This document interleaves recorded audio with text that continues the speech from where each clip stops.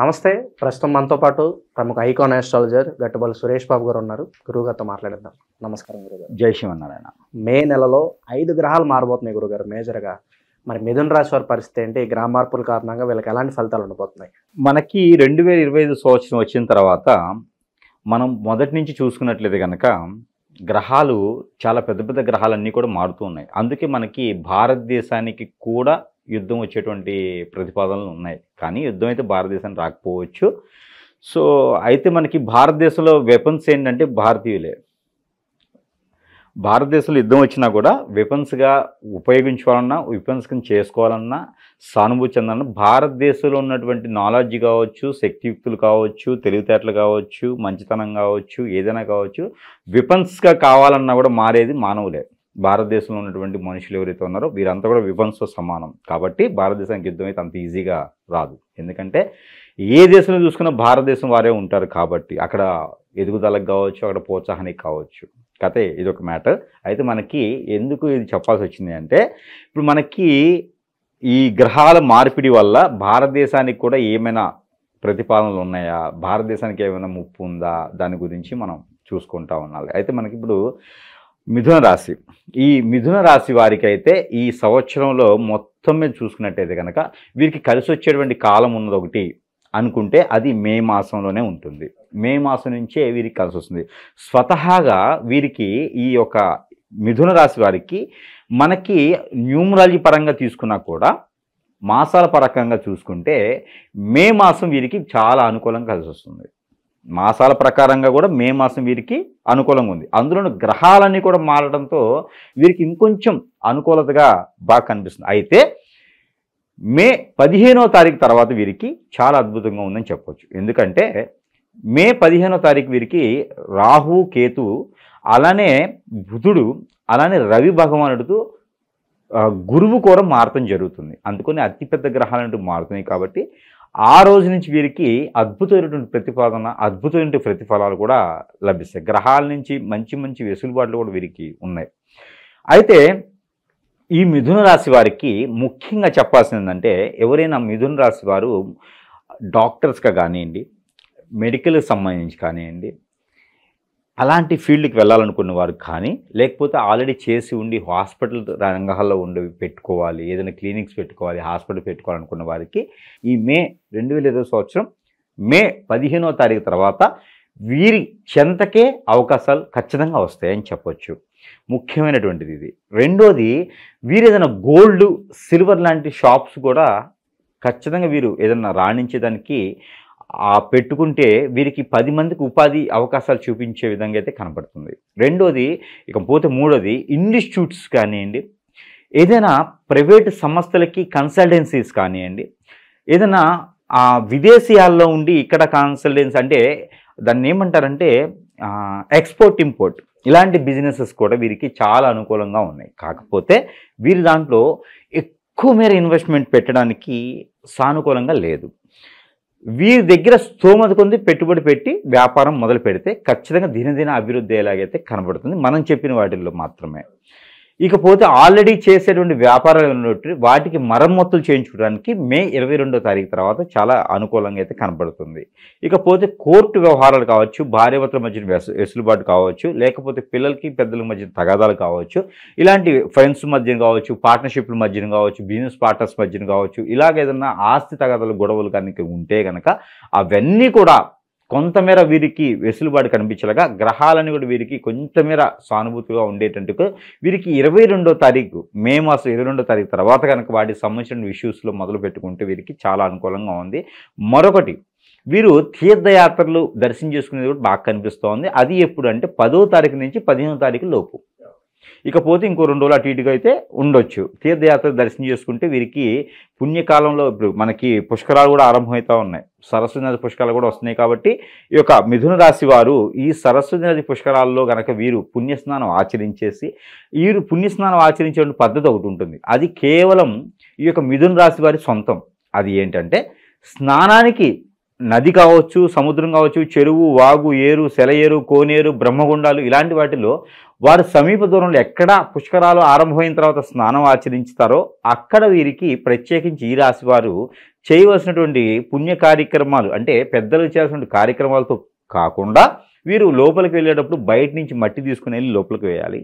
స్నానం అనంతరం లోపల నుంచి మట్టి తీసుకొచ్చి బయట వేయాలి. లోపల ఇసుక ఉన్నాయి, మట్టి ఉన్నాయి, ఏదైనా ఉన్నాయి, బయట వేయాలి. అంటే ఆ స్నానం అనేది వీరికి సంపూర్ణంగా అయినటువంటి ఆస్కారం ఉంటుందన్నమాట. ఆ పూర్వీకుల దోషం పూర్తిగా తీరిపోతుంది అని చెప్పొచ్చు. దానివలన వీరికి స్ట్రెస్ ఫీలు, ఆరోగ్య సమస్యలు, పెళ్లి సమస్యలు, అలానే ఆర్థిక సమస్యలు అన్నీ కూడా నెరవేరుతాయి. వీరికి ఏంటికు ఈ సముద్రం, నది స్నానం ఆచరించడం ద్వారా వీరికి అన్ని రుమ్మతులు తొలగిపోతాయి అన్నమాట. అలానే వీరికి విదేశీయానానికి ఎవరైనా ప్రయత్నం చేయాలనుకుంటే ఖచ్చితంగా 13వ తారీఖు తర్వాత ప్రయత్నం అనేది ఖచ్చితంగా చేయవచ్చు. వీరికి అన్ని రకాల రంగాల్లో కూడా ముందుకు వచ్చేటువంటి అవకాశాలు అయితే మెండుగా కనబడుతూ ఉన్నాయి ఈ మాసంలో. అందుకని ఈ మాసంలో రాణించేందుకు అవకాశాలు ఉన్నాయి కాబట్టి ఏ రంగంలో అయినా సరే మీరు ముందుగా తొలి అడుగు అనేది వేయొచ్చు. ఇక వీళ్ళ ఆర్థిక స్థితిగతులు ఎలా ఉండబోతున్నాయి గురువుగారు? వీరికి ఆర్థిక స్థితిగతులు అయితే ఒక మేర బాగున్నాయని చెప్పొచ్చు. ఎందుకు అంటే పోయిన మాసాల కన్నా బెటర్ అనే చెప్పొచ్చు. ఈ రాశి వారికి, మిథున రాశి వారికి పోయిన మాసం కన్నా బెటర్ అని చెప్పొచ్చు. కానీ వీరికి సంపాదించేదానికన్నా ఖర్చు పెట్టేది కూడా ఎక్కువ కనిపిస్తోంది. ఈ మాసంలో మిగులుతాయి, పర్వాలేదు అనుకున్నప్పటికీ ఏదో ఖర్చు రావడం వస్తుంది. ఎవరో డబ్బులు అడగడమో, లేకపోతే ఇంట్లో వాళ్ళు అడగడమో, హాస్పిటల్ ఖర్చులో, లేకపోతే ఎంజాయ్ చేయడానికి ఖర్చులో, ఈ రకమైనటువంటి ప్రతిపాదనలు అయితే ఉన్నాయి. కాకపోతే డబ్బు పోయినా సాటిస్ఫై అయితే ఉంటుంది. ఈ మాసంలో సంపాదిస్తారు, ఖర్చు పెట్టినప్పటికీ సాటిస్ఫై ఉంటుంది. కాబట్టి సంపాదన విషయంలో అయితే ఇబ్బంది లేదు, తొలి అడుగు అయితే పడుతుంది, దానికి సంతోషం. ఓకే, ఇక ఉద్యోగస్తులు అలాగే విద్యార్థుల పరిస్థితి ఎలా ఉండబోతుంది? ఉద్యోగస్తులకి ఈ మాసంలో అయితే చుక్కెదురని చెప్పవచ్చు. ఎందుకంటే వీరికి వెసులుబాటు అయితే కనపడట్లేదు. కొంతమేర గ్రహరీత్యా దోషాలు అన్నీ ఉన్నప్పటికీ కూడా కొంతమేర పెద్ద స్థాయికి వెళ్ళ వాళ్ళు ఎవరైనా అంటే కూడా సైలెంట్గా తలకాయ దించుకోవడం మంచిది. విచ్చులకు పోయేసి లేకపోతే అక్కడ ఓర్పు లేకపోతే కనుక ఖచ్చితంగా ఇబ్బంది పడే అవకాశం ఉంది. కొత్త జాబులు అయితే మాత్రం సమయం పడుతుంది. అందుకని ఉన్న జాబుకి పోగొట్ట కొంతమేర తగ్గి ఉండడం అనేది మంచిదని చెప్పవచ్చు. ఇక ఆరోగ్యపరంగా ఏమైనా సమస్యలు వచ్చే అవకాశం కనిపిస్తున్నారు? వీరికి ఆరోగ్యపరంగా అయితే మాత్రము థైరాయిడ్, స్ట్రెస్ ఫీల్ వల్ల గ్యాస్ ట్రబుల్స్ వస్తాయి, థైరాయిడ్స్ వస్తాయి, స్క్రీన్కి సంబంధించిన ప్రాబ్లమ్స్ అయితే ఖచ్చితంగా రావచ్చు అని చెప్పొచ్చు. 9వ తారీఖు తర్వాత మాత్రమే దాని దగ్గర ప్రికాషన్స్ తీసుకుంటే సరిపోతుంది. ఇక వీళ్ళు ఎలాంటి రెమెడీస్ చేసుకుంటే బాగుంటుంది గురుగారు ఈ మాసం? మరి ఈ మాసంలో 12వ తారీఖున మనకి బుద్ధ పౌర్ణమి కూడా రావడం అనేది జరుగుతోంది. 15వ తారీఖు వీరికి మనకి సరస్వతి నది పుష్కరాలు రావడం జరుగుతోంది. ఈ రెండు ఈ ఒక మాసంలో ప్రత్యేకమైనటువంటి దినములు. ఎందుకు?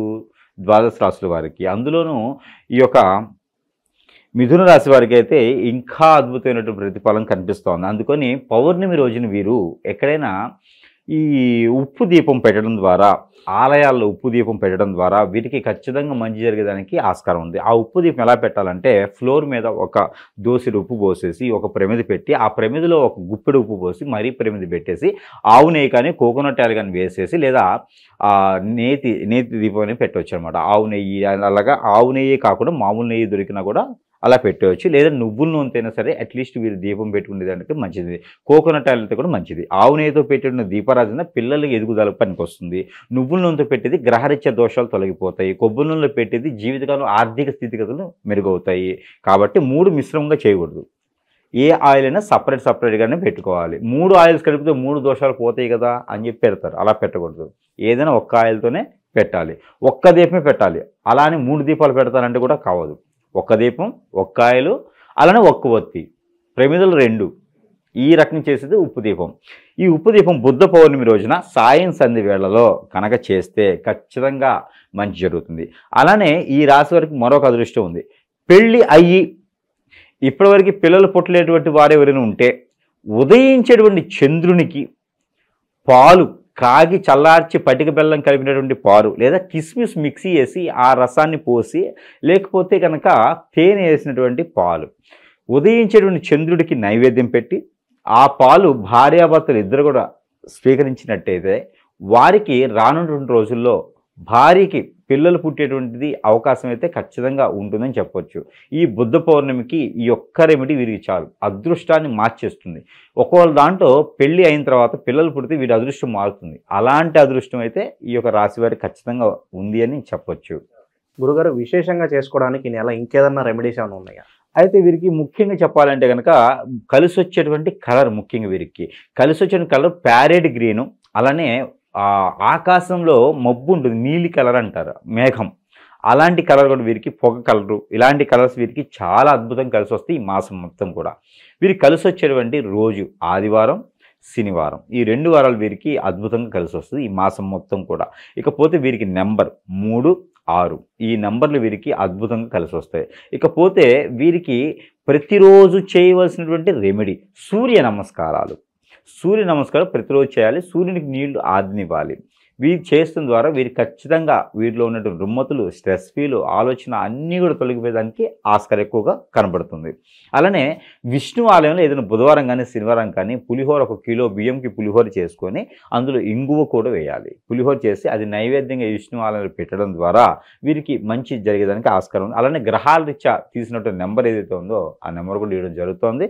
ఈ గ్రహాల రీత్యా చదవాల్సినటువంటి నెంబర్ 332324 332324 అనే నెంబర్ని ఇది 190 టైమ్స్ కనుక ప్రతిరోజు పారాయణ రూపంలో చేసుకుంటే చాలా మంచిది. చేతిలో పల్లీలు కానీ, శనగలు కానీ, బఠానీలు కానీ చేతిలో పెట్టుకుని ఒక 5 గింజలు చేతిలో పెట్టుకుని ఈ నెంబర్ని 222 టైమ్స్ 190 టైమ్స్ పారాయణం చేసుకొని అవి భుజించడం ద్వారా వీరికి ఖచ్చితంగా మంచి జరిగేదానికైతే ఆస్కారం ఎక్కువ కనబడుతుంది. మిథున రాశి వాళ్ళకి ఓవరాల్గా ఈ నెల ఎలా ఉండబోతుంది, ఎలాంటి రెమెడీస్ చేసుకోవాలి, చాలా బాగా వివరించారు గురుగారు. ధన్యవాదాలు.